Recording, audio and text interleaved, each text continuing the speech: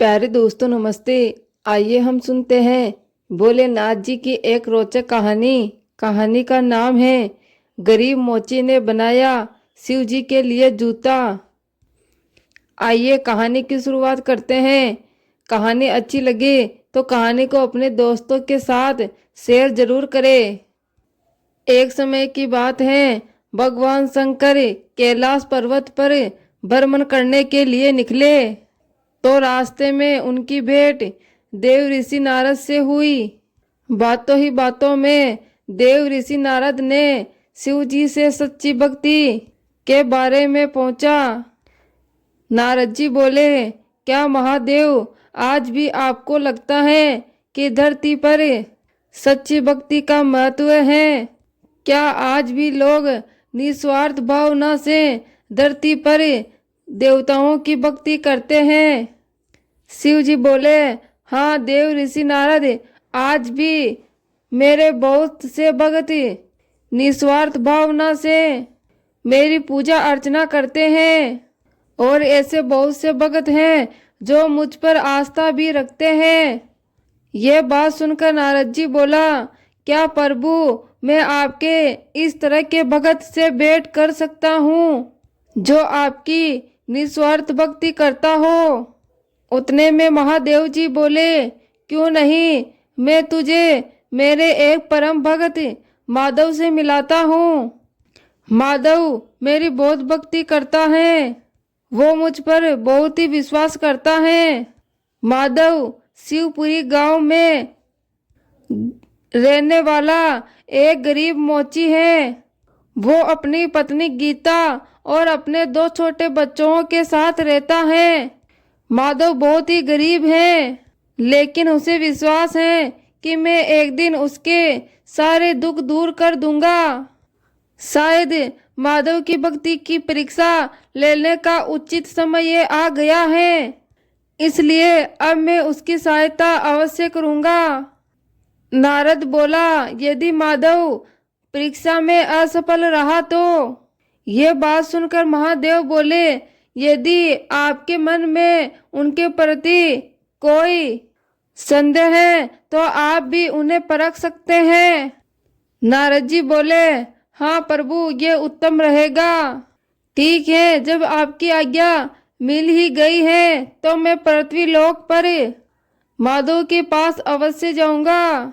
भगवान शिव और देव ऋषि नारद माधव की परीक्षा लेने के लिए धरती लोक पर प्रकट होने वाले थे। उसी शाम माधव जब तक हार कर घर लौटा तो उसकी पत्नी गीता उदास बैठी थी। माधव बोला, क्या हुआ गीता, आज तूने खाने में कुछ नहीं बनाया? मैंने तो तुझे कहा था कि बनिए से तोड़े दाल और चावल ले आना, मैं उसे पैसे दे दूंगा। यह बात सुनकर गीता बोली, बनिया से उधार मांगा था, लेकिन वो कहता है जब तक पिछले पैसे नहीं देते तब तक नया उधार नहीं मिलेगा। माधव बोला, मैं बनिया से बात करता हूँ, शायद वो थोड़ा राशन पानी दे दे। थोड़ी बहुत कमाई हुई है, ये पैसे देखकर देखता हूँ। माधव बनिए की दुकान पर पहुंचा और बहुत ही विनम्रता से बात की। रघु भाई, तुम मेरी हालत जानते हो, आजकल मेरा काम बहुत ही कम चल रहा है, बच्चे सुबह से भूखे हैं, थोड़ा राशन उधार दे दो। जैसे ही थोड़े और पैसे आएंगे मैं पिछला सारा उधार चुका दूंगा, अभी ये कुछ पैसे रख लो। उतने में रघु बोला, माधव तुझे पिछले का उधार चुकाना होगा, बिना पैसों के मैं कुछ नहीं दे सकता। तुम्हारे पास कोई पैसे नहीं है तो उधार कैसे दूं बताओ? और ये 150 से कोई उधार थोड़ी उतर जाएगा, मेरा दिमाग मत खाओ। और हाँ, ये जो 70 रुपए दे रहे थे ये तो मुझे देते ही जाओ। बनिए ने माधव से रुपये छीन लिए। अब माधव की जेब बिल्कुल ही खाली हो गई, अब उसके पास 1 रुपया भी नहीं था। वो निराश होकर खाली हाथ ही घर लौट आया। माधव सोने की कोशिश कर रहा था, लेकिन भूखे पेट किसको नींद आती है। माधव बोलता है, हे भोलेनाथ मेरी मदद करो, आज मेरा परिवार भूखा है। मैं तो मेहनत करता हूँ, लेकिन मुझे उसका फल प्राप्त नहीं हो रहा। मुझ पर दया करो प्रभु, अपने भगत की रक्षा करो। जय शिव शंकर, जय शिव शंकर। माधव भगवान शंकर का नाम जपते जपते ही सो गया। भगवान शंकर और नारद मुनि ये सब देख रहे थे। अब उनकी लीला रचने का समय ये आ गया था। उसी रात माधव को एक दिव्य सपना आया। भगवान शिव माधव के सामने प्रकट हुए और बोले, माधव कल तुम एक जोड़ी जूते बनाकर गांव के शिव मंदिर में जाना। वहां पर तुम्हें पीले वस्त्र धारण किए हुए एक भगत दिखाई देगा।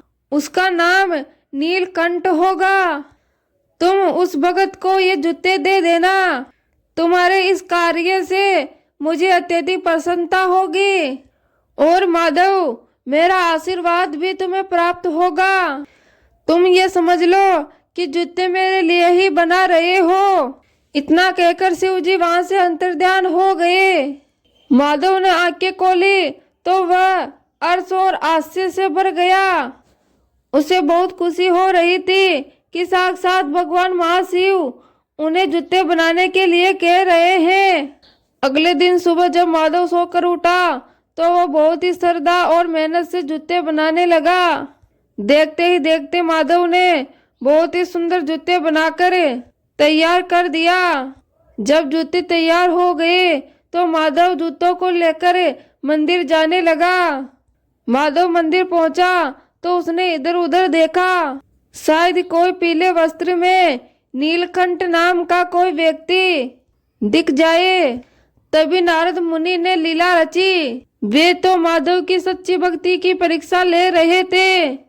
उन्होंने पीले वस्त्र धारण किए हुए एक अमीर सेठ बनकर रास्ते से गुजरने लगे। माधव बोला, अरे पीले वस्त्र में वो सेठ जी दिखाई दे रहे हैं, मैं उनसे नाम पूछता हूँ। सुनिए, आपका नाम नीलकंठ है। उतने में सेठ बोला, नहीं नहीं, मेरा नाम तो गिरधर है। अरे तुम्हारे हाथों में कितने अद्भुत जूते हैं भाई, ये जूते किसके लिए हैं? क्या तुम ये जूते किसी को बेचने के लिए लाए हो? माधव बोला, नहीं नहीं, ये जूते तो मैंने एक शिव भगत के लिए बनाए हैं और ये जूते मैं उन्हीं को दूंगा।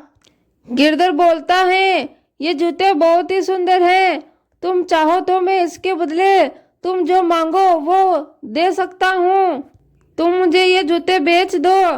तुम्हारी हालत देखकर मुझे ऐसा लग रहा है कि तुम्हें पैसों की बहुत ही जरूरत है, तुम धनवान हो जाओगे। मेरे बेटे की शादी है, वैसे भी मैं नए जूते खरीदना चाहता था, लेकिन तुम्हारे हाथ में ये अद्भुत जूते देखकर मेरा मन इन पे आ गया है। माधव बोला, ये जूते मैंने भगवान शिव के नाम पर बनाए हैं, मैं इन्हें किसी भी कीमत पर नहीं बेच सकता। यह बात सुनकर गिरधर बोला, सौदा करना है तो बोलो, मैं तो तुम्हारा फायदा देख रहा हूँ।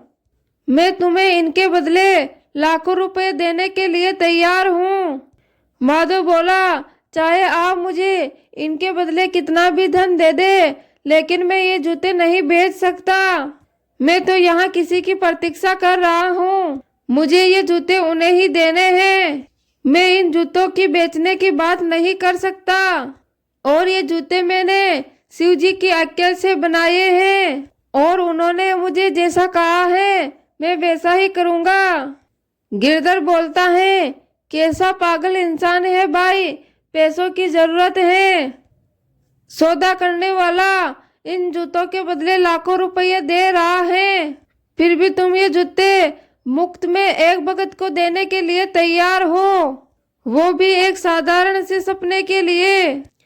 माधव बोला, देखिए सेठ जी, अब बहुत ही हुआ, आप मुझसे जबरदस्ती कर रहे हो। आप कृपा करके यहाँ से चले जाइए। मुझे ये जूते आपको नहीं बेचने, बस मैंने ये निश्चय कर लिया है। गिरधर बोला, क्या तुम्हें शिव जी के सपने पर पूरा विश्वास है कि वो जूते स्वीकार अवश्य करेंगे? माधव बोला, हाँ, मुझे भगवान शंकर पर पूरा विश्वास है कि वो मुझे कभी निराश नहीं करेंगे, और वो जानते हैं कि मैंने ये जूते सिर्फ उनके नाम के लिए ही बनाए हैं। बस मैं उनके भगत नीलकंठ की प्रतीक्षा कर रहा हूँ।